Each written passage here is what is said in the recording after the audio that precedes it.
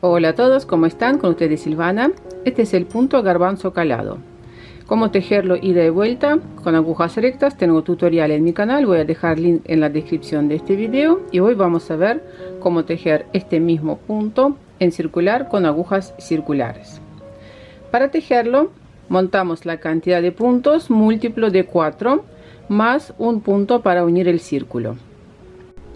Voy a seguir tejiendo la misma muestra. Empezamos después de unir el círculo. Vuelta número 1, tejemos con todos los puntos al revés.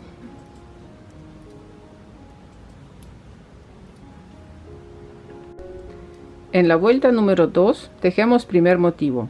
De un punto vamos a tejer 3 puntos, un punto al revés,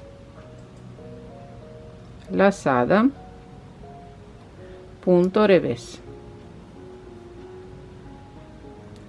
3 puntos juntos al derecho y repito el motivo. De un punto tejemos 3 puntos, punto revés, lazada, punto revés, 3 puntos juntos al derecho, y así voy a tejer toda la vuelta número 2. En la vuelta número 3 tejemos todos los puntos al revés.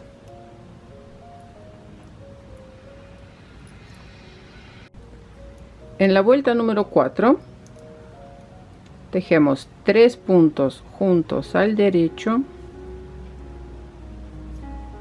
De un punto tejemos 3 puntos, punto revés, lazada, punto revés. Repite el motivo. 3 puntos tejemos juntos al derecho.